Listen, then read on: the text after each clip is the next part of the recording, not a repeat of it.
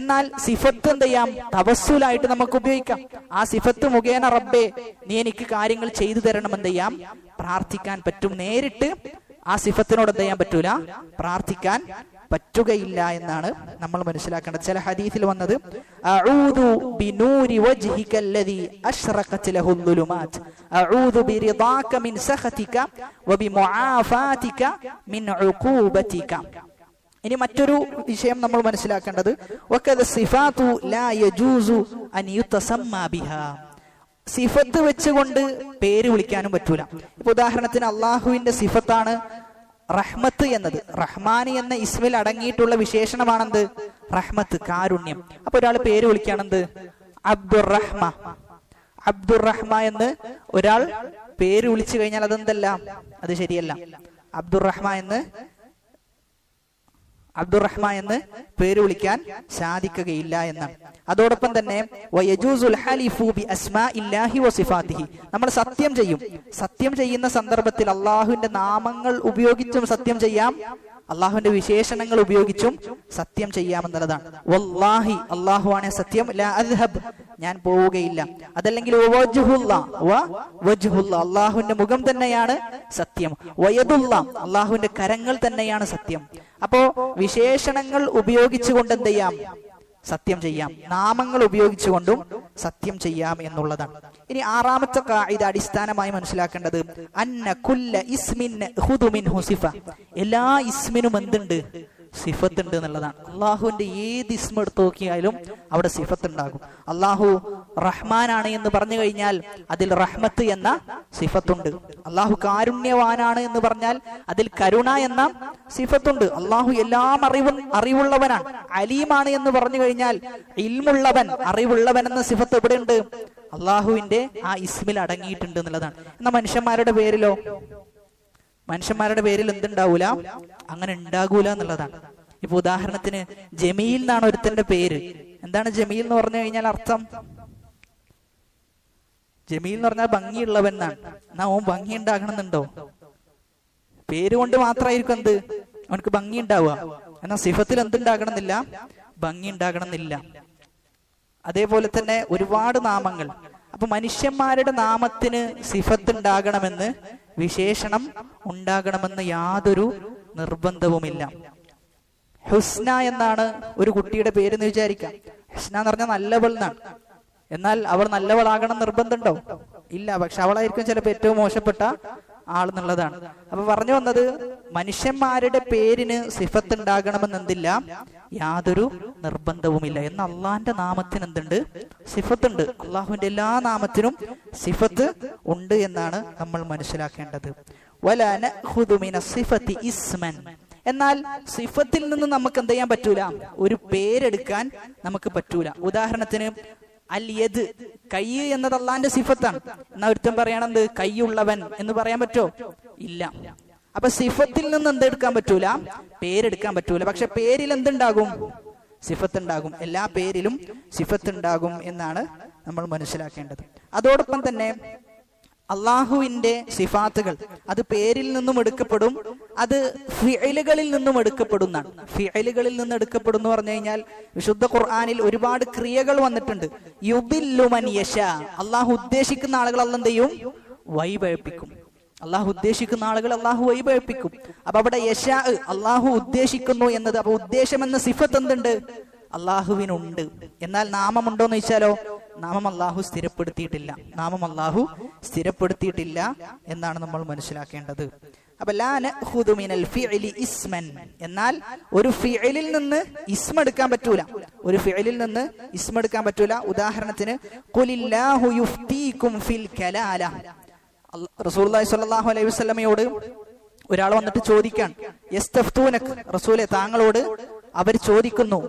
ഖുലില്ല, താങ്കൾ പറയണം അല്ലാഹു യുഫ്തീകും, അല്ലാഹു എന്ത് ചെയ്യും? നിങ്ങൾക്ക് ഉത്തരം നൽകും. ഫിൽ കലാല, കലാലത്തിന്റെ വിഷയം. കലാലത്ത് എന്ന് പറഞ്ഞു കഴിഞ്ഞാൽ ഉപ്പ മരണപ്പെട്ടിട്ടുണ്ട്, അതേപോലെ തന്നെ ഉപ്പയുടെ ഉപ്പയും മരണപ്പെട്ടു, മകനും മരണപ്പെട്ടിട്ടുണ്ട്. മകനും ഇല്ല, ഉപ്പയില്ല, ഉപ്പയുടെ ഉപ്പയില്ല, മകന്റെ മകനും ഇല്ല. അങ്ങനെയുള്ള ഒരാൾ മരണപ്പെട്ടു കഴിഞ്ഞാൽ അവന്റെ ഓഹരി എന്ത് ചെയ്യും എന്ന വിഷയമാണ്.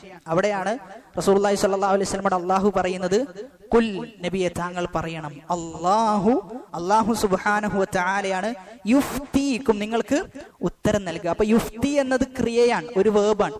അപ്പൊ ആ വേർബിൽ നിന്ന് നമുക്ക് എന്തെടുക്കാൻ പറ്റൂല, ഒരു ഇസ്മ എടുക്കാൻ പറ്റൂല. പക്ഷെ സിഫത്ത് എന്ത് ചെയ്യാം, എടുക്കാം എന്നുള്ളതാണ്. സിഫത്ത് എടുക്കാം. ഒരാൾ പറയണം അള്ളാഹു മുഫ്തിയാണ് എന്ന് ആ ഫിഅൽ ഉപയോഗിച്ചുകൊണ്ട്, ആ ക്രിയ ഉപയോഗിച്ചുകൊണ്ട് പറയാൻ പാടുള്ളതല്ല എന്നാണ് നമ്മൾ മനസ്സിലാക്കേണ്ടത്. ഇബ്നുൽ ഖയ്യിം റഹിമഹുല്ലാഹ് പറയാണ്, ഹാദാ മിൻ ഫിഖ്ഹി അസ്മാഇല്ലാഹി സുബ്ഹാനഹു വ തആല ഫലാ യുഖദു മിനൽ ഫിഅലി സിഫതൻ. ഇതാണ് അല്ലാഹുവിന്റെ നാമത്തിലുള്ള ഫിഖ്ഹ് ആയിട്ട് മനസ്സിലാക്കേണ്ടത്. فلا يؤخذ من الفعل صفة فبعض أهل العلم أخذ من الأفعال اسما وأوصلها إلى 1000 اسم. ചില ആളുകൾ എന്ത് ചെയ്തു, വിശുദ്ധ ഖുർആനിൽ കാണുന്ന അള്ളാഹുമായി ബന്ധപ്പെട്ട ക്രിയകളുണ്ട്, ആ ക്രിയകൾ വെച്ചുകൊണ്ട് എന്ത് ചെയ്തു, അള്ളാഹുവിന് ഒരുപാട് പേരുകളുണ്ട് എന്ന് പറഞ്ഞിട്ടുണ്ട്. അതൊന്നും ശരിയല്ല എന്നാണ് പറയുന്നത്. അടുത്ത ഒരു ഖാഇദ എന്നത്, അടിസ്ഥാനം എന്നത്, അള്ളാഹുവിന്റെ സിഫത്തുകൾ 3 രൂപത്തിലാണ്. അള്ളാഹുവിന്റെ സിഫത്തുകൾ എത്ര രൂപത്തിലാണ്? 3 രൂപത്തിൽ. അതിൽ ഒന്നാമത്തേത് ദാത്തിയുൻ, അള്ളാഹുവിന്റെ ദാത്തുമായി ബന്ധപ്പെട്ടുള്ള സിഫത്താണ്. അതായത് അള്ളാഹുവിന്റെ കൂടെ എപ്പോഴും ഉണ്ടാകുന്ന സിഫത്തുകളാണ്. ഉദാഹരണത്തിന് സമ്, അള്ളാഹു എപ്പോഴും എന്ത് ചെയ്യുന്നുണ്ട്, കേട്ടുകൊണ്ടിരിക്കുന്നുണ്ട്. ബസർ, അള്ളാഹു കാണുന്നുണ്ട്. അതേപോലെ തന്നെ അൽ ജമാൽ, അൽ ഇൽം, അൽ ഖുദ്റ, ഇതൊക്കെ അള്ളാഹുവിന്റെ കൂടെ എപ്പോഴുമുള്ള സിഫത്താണ്. അപ്പൊ ഒന്ന് അള്ളാഹുവിന്റെ ദാത്തുമായി ബന്ധപ്പെട്ട എപ്പോഴും അള്ളാഹുവിന്റെ കൂടെയുള്ള സിഫത്താണ്. രണ്ടാമത്തേത് സിഫാത്തുൻ ഫിഅലിയ, ഫിഅലിയായ സിഫത്താണ്. അള്ളാഹു സുബ്ഹാനഹു വ തആല അവൻ ഉദ്ദേശിക്കുന്ന സമയത്ത് എന്ത് ചെയ്യും, അവൻ അത് ചെയ്യും. ഉദാഹരണത്തിന് അള്ളാഹു ഔദാര്യവാനാണ്. അപ്പൊ ആ ഔദാര്യം എന്നത് അള്ളാഹു ഉദ്ദേശിക്കുന്ന സമയത്താണ് എന്ത് ചെയ്യാം, അള്ളാഹു ചെയ്യാന്നുള്ളതാണ്. മൂന്നാമത്തേത് ദാത്തിയ്യത്തുൻ വ ഫിഅലിയ, അള്ളാഹുവിന്റെ ദാത്തുമായിട്ടും ബന്ധമുണ്ട്, ഫിഅലുമായിട്ടും ബന്ധമുണ്ട്. ഉദാഹരണത്തിന് സംസാരിക്കുക എന്ന സിഫത്ത്. അപ്പൊ അത് സംസാരിക്കുക എന്നുള്ളത് അള്ളാഹ്ക്ക് എന്തുണ്ട്, സംസാരത്തിനുള്ള കഴിവുണ്ട്. ദാത്തൻ, സത്തയിൽ അള്ളാഹ്ക്ക് ആ കഴിവുണ്ട്. എന്നാൽ അത് അള്ളാഹ് എപ്പോഴാ സംസാരിക്കുക, അവൻ ഉദ്ദേശിക്കുന്ന സമയത്ത് എന്ത് ചെയ്യും, സംസാരിക്കും. അപ്പൊ സിഫത്തുകൾ 3 രൂപത്തിലാണ്. ഒന്ന് അള്ളാഹുവിന്റെ ദാത്തുമായി എപ്പോഴും ഉണ്ടാകുന്ന സിഫത്ത്. രണ്ടാമത്തേത് ഫിഅലിയാണ്, അള്ളാഹു ചെയ്യുന്നതാണ്. ആ ചെയ്യുന്നത് അവൻ ഉദ്ദേശിക്കുമ്പോഴാണ് എന്ത് ചെയ്യാം, ചെയ്യുക. മൂന്നാമത്തേത് ദാത്തുമായിട്ടും ബന്ധമുണ്ട്, ഫിഅലുമായിട്ടും ബന്ധമുണ്ട്. രണ്ടും ഉൾക്കൊണ്ട സിഫാത്തുകളാണ്. അടുത്തൊരു വിഷയമായിട്ട് നമ്മൾ മനസ്സിലാക്കേണ്ടത്, ഈ പറഞ്ഞ 3 എന്തെയും പണ്ഡിതന്മാർ 2ആയി ചുരുക്കാറുണ്ട്. അള്ളാഹുവിന്റെ സിഫത്ത് 2 രൂപത്തിൽ. ഒന്ന് സിഫാത്തുൻ സുബൂത്തിയ, അള്ളാഹു സ്ഥിരപ്പെടുത്തിയ സിഫത്തുകളാണ്. അള്ളാഹു പറഞ്ഞു അള്ളാഹു ഹക്കീമാണ്, അള്ളാഹു അലീമാണ്. വിശുദ്ധ ഖുർആനിലെ ആയത്തിന്റെ അവസാനങ്ങൾ നമ്മൾ പരിശോധിച്ച് നോക്കിയേ, എല്ലായിടത്തും എന്താ പറയാറുള്ളത്, അള്ളാഹുവിന്റെ നാമഗുണ വിശേഷണങ്ങളെ കുറിച്ചാണ് പറയാറുള്ളത്. അപ്പൊ അള്ളാഹു ഉണ്ട് എന്ന് പറഞ്ഞ സിഫത്ത്, ഒന്ന് അള്ളാഹു ഉണ്ട് എന്ന് പറഞ്ഞ സിഫത്ത്, അതിനെയാണ് അറബിയിൽ സിഫാത്തുൻ സുബൂത്തിയ എന്ന് പറയുക. മറ്റൊന്ന് സിഫാത്തുൻ സൽബിയ, അള്ളാഹു ഇല്ല എന്ന് പറഞ്ഞ സിഫാത്തുകൾ. വമല്ലാഹു യുരീദു ദുൽമൻ ലിൽ ആലമീൻ, ലോകർക്ക് അള്ളാഹു അക്രമത്തെ ഉദ്ദേശിക്കുന്നില്ല. ലം യലിദ് വലം യൂലദ് വലം യകുൽ ലഹു കുഫുവൻ അഹദ്, ഒക്കെ നിഷേധിക്കലാണ്. അപ്പൊ നിഷേധിച്ചതായ സിഫത്തുമുണ്ട്, സ്ഥിരപ്പെടുത്തിയതായ സിഫത്തുമുണ്ട്. അപ്പൊ ഈ നിഷേധിച്ചതും സ്ഥിരപ്പെടുത്തിയതും 2 രൂപത്തിലും എന്തുണ്ട്, സിഫാത്തുകൾ ഉണ്ട് എന്നാണ് മനസ്സിലാക്കേണ്ടത്. ഇനി അടുത്ത ഒരു അടിസ്ഥാനം, അഹ്ലുസുന്ന അള്ളാഹുവിന്റെ നാമഗുണ വിശേഷണങ്ങളെ ജനങ്ങൾക്ക് മുമ്പിൽ, അതേപോലെ തന്നെ അള്ളാഹു സുബ്ഹാനഹു തആലയും നബി സല്ലല്ലാഹു അലൈഹി വസല്ലമയും നാമഗുണ വിശേഷണങ്ങൾ പഠിപ്പിച്ചു തന്നിട്ടുള്ളത് ഇസ്ബാത്തുൻ മുഫസ്സൽ വ നഫിയുൻ മുജ്മൽ. അതായത് വിശുദ്ധ ഖുർആൻ പാരായണം ചെയ്യുമ്പോൾ നമുക്ക് മനസ്സിലാവും അള്ളാഹ് എന്ത് ചെയ്യാറുണ്ട്, അള്ളാഹു സമീഅാണ് എന്ന് വിശേഷിപ്പിക്കുന്നു, ബസീറാണ്. ഇങ്ങനെ എന്ത് ചെയ്യും, ഓരോ സിഫത്തും എടുത്തു പറയാറുണ്ടല്ലോ, ഓരോ സിഫത്തും എടുത്തു പറയാറുണ്ട്. എന്നാൽ അള്ളാഹുവിന് ഇല്ല എന്നത് അള്ളാഹു പറയാറുള്ളത് എങ്ങനെയാണ്, ലൈസ കമിസ്ലിഹി ഷൈഉൻ, അവനെ പോലെ ആരുമില്ല എന്നാണ്. അതായത് എന്ത് ചെയ്യാറില്ല, അള്ളാഹുവിന് ഇന്നതില്ല, അള്ളാഹുവിന് ഇന്നതില്ല, അള്ളാഹുവിന് ഇന്നതില്ല എന്ന് പറയാറില്ല. മറിച്ച് അള്ളാഹു എന്തല്ല, സൃഷ്ടികളോട് സദൃശ്യമുള്ളവനല്ല. അങ്ങനെ മൊത്തത്തിലാണ് എന്ത് ചെയ്യാ പറയാം. എന്നാൽ കാര്യം സ്ഥിരപ്പെടുത്തുമ്പോ എങ്ങനെയാ പറയാം, ഓരോ കാര്യവും എന്ത് ചെയ്യും, അള്ളാഹുവിന് എടുത്ത് പറയാറുണ്ട് എന്നാണ് നമ്മൾ മനസ്സിലാക്കേണ്ടത്. അവിടെയാണ് നമ്മൾ തിരിച്ചറിയേണ്ടത്, നമ്മൾ നമ്മുടെ ക്ലാസ്സിലേക്ക് എന്ത് ചെയ്തു, ഒരു ഉസ്താദ് വന്നു, അദ്ദേഹത്തിന് നല്ല കഴിവുണ്ട്, അദ്ദേഹത്തിന് പല വിഷയത്തിലും നല്ല കഴിവുണ്ട്. എന്നാൽ നമ്മൾ അദ്ദേഹത്തോട് പറയാണ്, താങ്കൾ വിഡ്ഢിയല്ല, താങ്കൾ അറിവില്ലാത്തവനല്ല, താങ്കൾ ഇങ്ങനെ എന്ത് ചെയ്യാണ്, അദ്ദേഹത്തിനെ കുറിച്ച് താങ്കൾ ഇന്നതല്ല ഇന്നതല്ല ഇന്നതല്ല എന്ന് പറയുന്നത് അദ്ദേഹത്തെ പുകഴ്ത്തലാണ് ശരിക്കും? അല്ലല്ലോ. ഇപ്പൊ നമ്മെ നോക്കിയിട്ട് ഒരാൾ പറയാണ് നീ പൊട്ടനല്ല എന്ന് പറഞ്ഞു കഴിഞ്ഞാലോ, അത് ശരിക്കും പറഞ്ഞു കഴിഞ്ഞാൽ ഒരു പോസിറ്റീവ് ആണെന്ന് വെച്ചാൽ പോസിറ്റീവ് അല്ല, മറിച്ച് അതിൽ എന്തുണ്ട്, ഒരു നെഗറ്റീവ് ഉണ്ട് എന്നാണ് മനസ്സിലാക്കേണ്ടത്. അപ്പൊ അതേപോലെയാണ് അള്ളാഹുവിന്റെ നാമഗുണ വിശേഷണത്തിലും എങ്ങനെയാണ് അത് അഹ്ലുസുന്ന അതിനെ നേരിടുന്നത് എന്ന് ചോദിച്ചു കഴിഞ്ഞാൽ ഇസ്ബാത്തുൻ മുഫസ്സലാണ്. ഓരോന്നും എന്ത് ചെയ്യും, സ്ഥിരപ്പെടുത്തും. അതായത് ഒരു ആലിമ വന്നു കഴിഞ്ഞാൽ നമ്മൾ പറയാണ് അന്ത ആലിം, താങ്കൾ ആലിമാണ്, താങ്കളുടെ സംസാരത്തിന് നല്ല സ്വാധീനമുണ്ട് എന്നിങ്ങനെ വിശേഷിപ്പിക്കുകയാണെന്ത്, ഇസ്ബാത്തുൻ മുഫസ്സൽ എന്ന് പറഞ്ഞു കഴിഞ്ഞാൽ. അതോടൊപ്പം തന്നെ നഫിയുൻ മുജ്മൽ, മൊത്തത്തിൽ എന്ത് ചെയ്യും, അള്ളാഹുവിന്റെ നാമങ്ങൾ എന്തല്ല, സൃഷ്ടികളോട് സദൃശ്യമുള്ളതല്ല എന്നൊക്കെ പറയും. അപ്പൊ വിശുദ്ധ ഖുർആനിൽ എടുത്തു പറഞ്ഞൊരു കാര്യമാണ് എന്ത്, ലം യലിദ് വലം യൂലദ്.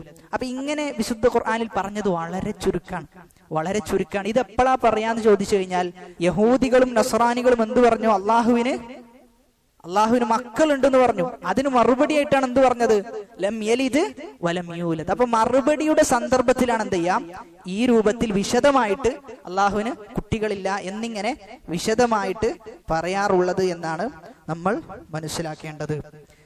ഇനി അടുത്ത ഒരു അടിസ്ഥാനം എന്നത് അന്ന മആനി സിഫാത്തില്ലാഹി അസ്സ വജല്ല മഅലൂമത്തുൻ വകൈഫിയതുഹാ മജ്ഹൂല. അള്ളാഹുവിന്റെ സിഫത്തിന്റെ അർത്ഥം നമുക്കറിയാം. യത് എന്ന് പറഞ്ഞാൽ എന്താണ്, കരം അല്ലെ, കൈ എന്നാണ് അർത്ഥം. എന്നാൽ അതിന്റെ രൂപം നമുക്കറിയോ? ഇല്ല, അള്ളാഹുവിന്റെ രൂപം നമുക്കറിയില്ല. എന്നാൽ ചില ആളുകൾ പറയുന്നത് യത് എന്ന് പറഞ്ഞാൽ അതിന്റെ അർത്ഥം പോലും നമുക്കറിയില്ല എന്നാണ്. യത് എന്ന് പറഞ്ഞാൽ അതിന്റെ അർത്ഥം പോലും നമുക്കറിയില്ല എന്നാണ് പറയുന്നത്. നമ്മുടെ നാട്ടിലെ സമസ്തക്കാരുടെ വിശ്വാസവും തബ്ലീഗുകാരുടെ വിശ്വാസവും ഈ കോലത്തിലാണ്. അതായത് അവർ പറയുന്നത് അള്ളാഹുവിന്റെ ഒരു വിശേഷണം വന്നു കഴിഞ്ഞാൽ അതവരെന്ത് ചെയ്യും, അവർ ബുദ്ധിക്ക് യോജിക്കുന്നുണ്ടോ നോക്കും. അവരുടെ ബുദ്ധിക്ക് യോജിക്കുന്നില്ലെങ്കിൽ അവരെന്ത് ചെയ്യും, അതിനെ വ്യാഖ്യാനിക്കും, അതിനെ വേറെ അർത്ഥത്തിലേക്ക് വ്യാഖ്യാനിക്കും. അതല്ലെങ്കിൽ അവരെന്ത് ചെയ്യും, അതിന് അർത്ഥമില്ല എന്ന് പറയും. അതിന് അർത്ഥമില്ല, ആർക്കേ അർത്ഥം അറിയുള്ളൂ, അള്ളാഹ്ക്ക് മാത്രമേ അർത്ഥം അറിയുള്ളൂ എന്ന് പറയും. അവിടെയാണ് നമ്മൾ മനസ്സിലാക്കേണ്ടത് വിശുദ്ധ ഖുർആൻ അള്ളാഹു ഇറക്കിയത് എന്തിനാ, തദബ്ബുറിന് വേണ്ടിയിട്ടാണ്, ഉറ്റാലോചിക്കാൻ വേണ്ടിയിട്ടാണ്. അള്ളാഹുവിന്റെ ആയത്തുകളിൽ പല ആയത്തുകളും അവസാനിക്കുന്നത് അള്ളാഹുവിന്റെ നാമങ്ങളും വിശേഷങ്ങളും വെച്ചുകൊണ്ടാണ്. അപ്പൊ ഒരാൾ പറയാണ് അതിന്റെ അർത്ഥം അറിയില്ല എന്ന് പറഞ്ഞു കഴിഞ്ഞാൽ ഖുർആൻ എന്തിനു വേണ്ടിയിട്ടാണോ ഇറക്കിയത് അതിന്റെ ലക്ഷ്യം പൂർത്തീകരിക്കപ്പെട്ടിട്ടില്ല എന്നാണ് എന്ത് ചെയ്യുന്നത്, ആ വ്യക്തി പറഞ്ഞു വരുന്നത്. അതുകൊണ്ട് അത് പൊള്ളയായ വാദമാണ്, അത് ശരിയായ വാദമല്ല, അഹ്ലുസുന്നയുടെ വാദമല്ല, ഖുർആനിന്റെയും സുന്നത്തിന്റെയും യാതൊരു പിൻബലവുമില്ല. ചില സാധാരണക്കാർ അങ്ങനെ വിശ്വസിക്കുന്ന ആൾക്കാരുണ്ട്. എന്ത് ചെയ്താൽ മതി, അതല്ലേ നമുക്ക് സുരക്ഷിതമായത് എന്നൊക്കെ പറഞ്ഞിട്ടെന്ത്, അള്ളാഹുവിന്റെ ആ ഇത്തരത്തിലുള്ള സിഫാത്തുകളുടെ അർത്ഥം നമുക്കറിയില്ല, അതോടൊപ്പം അതിന്റെ രൂപവും അറിയില്ല. അത് തെറ്റാണ്. നമ്മൾ മനസ്സിലാക്കേണ്ടത് അർത്ഥം നമുക്ക് അറിയാം, അർത്ഥം നമുക്കറിയാം, പക്ഷെ രൂപം നമുക്കറിയില്ല. രൂപമുണ്ടോന്ന് വെച്ചാലോ, രൂപമുണ്ട്, പക്ഷെ രൂപം നമുക്കറിയില്ല എന്നാണ് മനസ്സിലാക്കേണ്ടത്. ഉദാഹരണത്തിന് ചില ഹദീസുകളിൽ വന്നിട്ടുണ്ട് അള്ളാഹു ചിരിക്കും എന്ന് വന്നിട്ടുണ്ട്. അപ്പൊ യൽഹഖ് എന്താ അർത്ഥം എന്ന് വെച്ച് കഴിഞ്ഞാൽ ഇവരെന്താ പറയാ, അർത്ഥം അറിയില്ല എന്ന് പറയാം, അർത്ഥം അറിയില്ല എന്നാണ് പറയാ. അപ്പൊ അത് വിഡ്ഢിത്തമാണ്, അത് വിഡ്ഢിത്തമായിട്ടാണ് നമ്മൾ മനസ്സിലാക്കേണ്ടത്. അള്ളാഹു യൽഹഖ്, അള്ളാഹു ചിരിക്കും. അപ്പൊ ചിരിക്കാന്നുള്ളതിന് എന്തുണ്ട്, ഒരു അർത്ഥമുണ്ട്, ആ അർത്ഥത്തെ നമ്മൾ സ്ഥിരപ്പെടുത്തുന്നു. പക്ഷെ ചിരിയുടെ രൂപോ വല്ലാഹു ആലം, അത് നമുക്കറിയുകയില്ല എന്നാണ് നമ്മൾ പറയാം. അതേപോലെ തന്നെയാണ് അള്ളാഹു ഇറങ്ങും, അള്ളാഹു എന്തെയും ആകാശത്തിലേക്ക്, ദുനിയാവിന്റെ ആകാശത്തിലേക്ക് ഇറങ്ങും എന്ന് പറയുമ്പോൾ അവിടെ എന്തുണ്ട്, അള്ളാഹു ഇറങ്ങും എന്ന് തന്നെയാണ്, അള്ളാഹു ഇറങ്ങും എന്ന് തന്നെയാണ്. പക്ഷെ ആ ഇറക്കത്തിന്റെ രൂപം എന്ത് ചെയ്യൂല, നമുക്കറിയില്ല. എന്നാൽ ചില ആളുകൾ എന്ത് ചെയ്യും, അള്ളാഹു ഇറങ്ങും എന്ന് പറഞ്ഞു കഴിഞ്ഞാൽ അതിന്റെ അർത്ഥം എന്തെന്ന് ചോദിച്ചാലോ അതിന്റെ അർത്ഥം അറിയില്ല എന്നാണ് പറയുക. അതെന്തെല്ലാം ശരിയല്ല എന്നുള്ളതാണ്. ഇമാം മാലിക് റഹിമഹുല്ലാഹ് പറഞ്ഞു, അൽ ഇസ്തിവാഉ മഅലൂമുൻ, ഇസ്തിവാ എന്നത് അള്ളാഹു അർശിൽ ഉപവിഷ്ടനാണ് എന്നത് അറിയപ്പെട്ടതാണ്, അതിന്റെ അർത്ഥം കൃത്യമാണ്. വൽ കൈഫു മജ്ഹൂലുൻ, എന്നാൽ അത് എങ്ങനെയാണെന്നുള്ളത് നമുക്കറിയില്ല, അതെങ്ങനെയാണെന്നുള്ളത് നമുക്കറിയില്ല. വൽ ഈമാനു ബിഹി വാജിബ്, അള്ളാഹു അർശിൽ ഉപവിഷ്ടനായിട്ടുണ്ട് എന്ന് വിശ്വസിക്കൽ നിർബന്ധമാണ്. വസ്സുആലു അൻഹു ബിദ്അ, അതെങ്ങനെയെന്ന് ചോദിക്കൽ എന്താണ്, ബിദ്അത്താണ് എന്നാണ്. അപ്പൊ അത് അള്ളാഹുവിന്റെ നാമഗുണ വിശേഷണങ്ങൾ എങ്ങനെയെന്ന ചോദ്യത്തിന് എന്തില്ല, പ്രസക്തിയില്ല. മറിച്ച് അള്ളാഹു ഇറങ്ങും എന്ന് പറഞ്ഞു കഴിഞ്ഞാൽ അവിടെ അത് വിശ്വസിക്കുക എന്നുള്ളതാണ്. അവിടെ അത് വിശ്വസിക്കുക. നമ്മുടെ ബുദ്ധിക്ക് എന്തില്ല, യാതൊരു സ്ഥാനവും ഇല്ല. ചില ആളുകൾ, ചില പണ്ഡിതന്മാരൊക്കെ കളിയാക്കുന്നത് നമുക്ക് കാണാൻ പറ്റും. അള്ളാഹു ഇറങ്ങി വരും എന്ന് പറയുമ്പോൾ ആ ഇറക്കത്തെ കളിയാക്കുന്നുണ്ട്. ഓരോ നാട്ടിലും രാത്രികൾ വ്യത്യസ്തമാണ്. അങ്ങനെയാണെങ്കിൽ അള്ളാഹ് ഇറങ്ങും എന്ന് പറഞ്ഞു കഴിഞ്ഞാൽ പിന്നെ എങ്ങനെയാണ് അത് ശരിയാകുക എന്നാണ് ചില ആൾക്കാർ ചോദിക്കുക. ഇന്നല്ലാഹ അലാ കുല്ലി ഷൈഇൻ ഖദീർ, അള്ളാഹുവിന് എല്ലാം കഴിവുണ്ട് എന്ന് അള്ളാഹു പറയുമ്പോൾ അതിനെ നിഷേധിക്കുകയാണ് എന്ത് ചെയ്യുന്നുള്ളത്, സത്യത്തിൽ ഈ പറഞ്ഞ ആളുകൾ ചെയ്യുന്നത് എന്നാണ്. ചില ആളുകൾ പറഞ്ഞു വരുന്നത് അള്ളാഹു ഇറങ്ങും എന്ന് പറയുമ്പോൾ അതിനെ കളിയാക്കുന്ന ആളുകളുണ്ട്. അള്ളാഹു ഇറങ്ങുമെന്ന് പറയുമ്പോൾ അതിനെ കളിയാക്കി പറയുന്ന, എങ്ങനെയാണ് അള്ളാഹു ഇറങ്ങുക എന്നൊക്കെ ചോദിക്കുന്ന ആളുകളുണ്ട്. ആ ചോദിക്കുന്ന ആളുകൾ മനസ്സിലാക്കേണ്ടത്, ആ ചോദ്യം സഹാബാക്കൾ എന്ത് ചെയ്തിട്ടില്ല, റസൂലിനോട് ചോദിച്ചിട്ടില്ല എന്നുള്ളതാണ്. സഹാബാക്കൾ ആ ചോദ്യം റസൂലിനോട് ചോദിച്ചിട്ടില്ല. ആരാണ് സഹാബാക്കൾ? അഖലുന്നാസ്, ജനങ്ങളുടെ കൂട്ടത്തിൽ വെച്ച് ഏറ്റവും ബുദ്ധിമാന്മാരാണ് ആര്? സഹാബാക്കൾ. ആ സഹാബത്ത് ആ ചോദ്യം എന്ത് ചെയ്തിട്ടില്ല, ചോദിച്ചിട്ടില്ല. അവിടെയാണ് നമ്മൾ മനസ്സിലാക്കേണ്ടത് അത് ചോദിക്കപ്പെടേണ്ട ഒരു ചോദ്യമല്ല എന്നുള്ളതാണ്. അത് ചോദിക്കപ്പെടേണ്ട ഒരു ചോദ്യമല്ല എന്നാണ് നമ്മൾ മനസ്സിലാക്കേണ്ടത്. അല്ലാഹു സുബ്ഹാനഹു വ തആല ഒരു കാര്യം ഉണ്ട് എന്ന് പറഞ്ഞു കഴിഞ്ഞാൽ അത് സ്ഥിരപ്പെടുത്തുകയും അതിൽ കീഴൊതുങ്ങുകയും സമിഅനാ വ അതഅനാ, ഞങ്ങൾ കേട്ടിരിക്കുന്നു, ഞങ്ങൾ അനുസരിച്ചിരിക്കുന്നു, അതാണ് ഏറ്റവും സുരക്ഷിതമായ മാർഗം. ഏറ്റവും സുരക്ഷിതമായ മാർഗം. നമ്മൾ നമ്മുടെ ബുദ്ധി ഉപയോഗിച്ചുകൊണ്ട് അവിടെ എന്തെങ്കിലും നമ്മളൊന്ന് പറഞ്ഞൊപ്പിക്കാൻ ശ്രമിച്ചു കഴിഞ്ഞാൽ നമ്മൾ എന്ത് ചെയ്യും, നമ്മൾ പരാജയപ്പെടുന്ന അവസ്ഥ ഉണ്ടാകും, നമ്മൾ സംശയത്തിലാകുന്ന അവസ്ഥാവിശേഷം ഉണ്ടാകുമെന്നാണ് മനസ്സിലാക്കേണ്ടത്. അടുത്ത ഒരു ഖാഇദ എന്നത് أننا نثبت أسماء الله عز وجل وصفاته على ظاهرها من غير تحريف لها ولا تأويل مع إثبات معانيها. നമ്മൾ അള്ളാഹുവിന്റെ നാമങ്ങളും വിശേഷണങ്ങളും അതിനെന്ത് ചെയ്യൂല, വ്യാഖ്യാനിക്കൂല. ഏതുപോലെ അള്ളാഹു ഇറങ്ങുമെന്ന് പറയുമ്പോൾ ചില ആളുകൾ അവരുടെ മോശമായ, അവരുടെ ചീഞ്ഞളിഞ്ഞ ബുദ്ധി കൊണ്ട് അവർ വ്യാഖ്യാനിച്ചത് എന്താ, അള്ളാഹു ഇറങ്ങുക പറഞ്ഞു കഴിഞ്ഞാൽ എന്ത് ചെയ്യൂല, അത് നമ്മുടെ ബുദ്ധിക്ക് യോജിക്കൂല. രാത്രികൾ പല സ്ഥലത്തും വ്യത്യസ്ത രൂപത്തിലാണ്.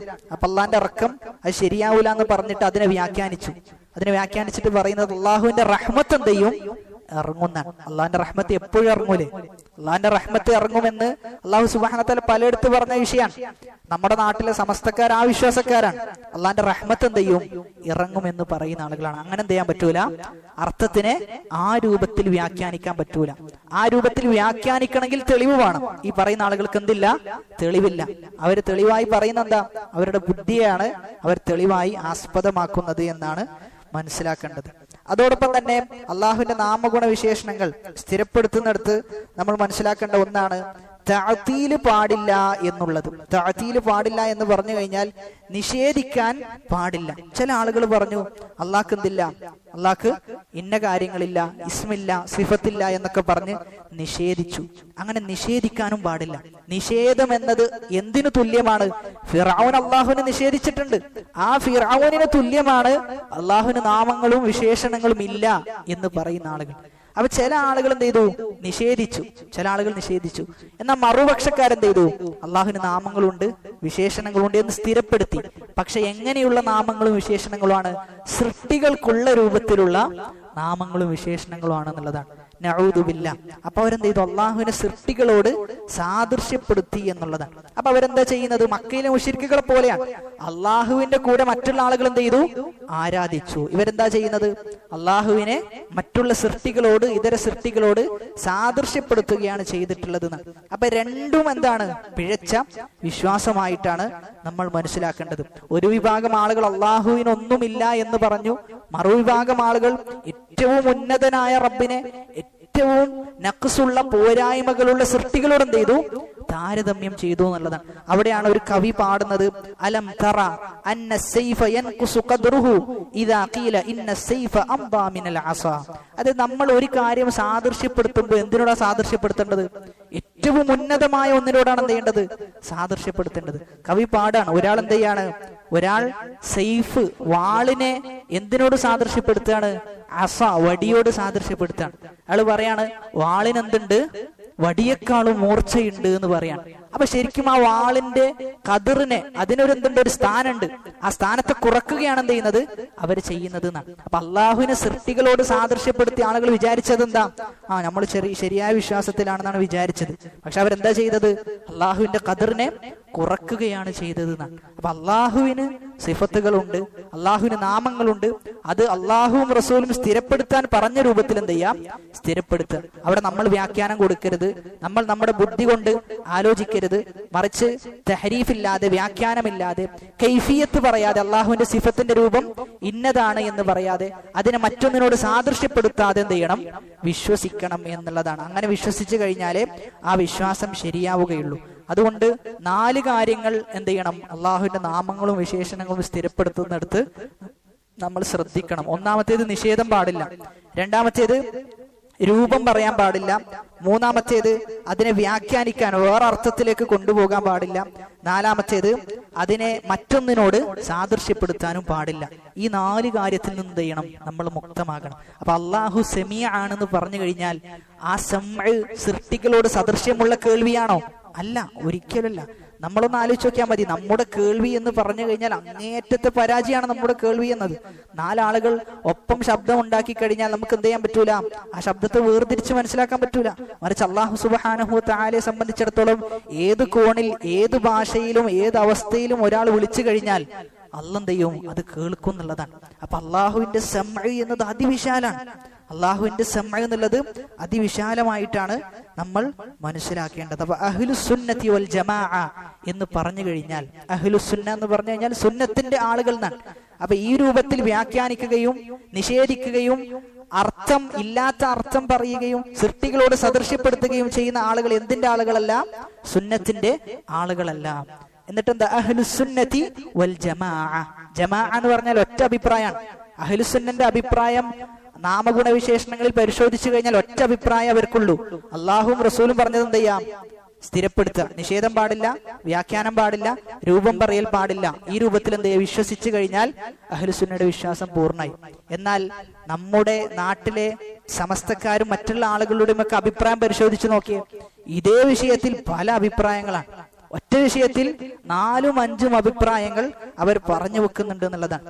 ഈ വിഷയത്തിൽ അഹ്ലുസുന്ന വൽ ജമാഅ ഈ വിഷയത്തിൽ വളരെ കൃത്യമായ നിലപാടാണ് സ്വീകരിച്ചിട്ടുള്ളത്.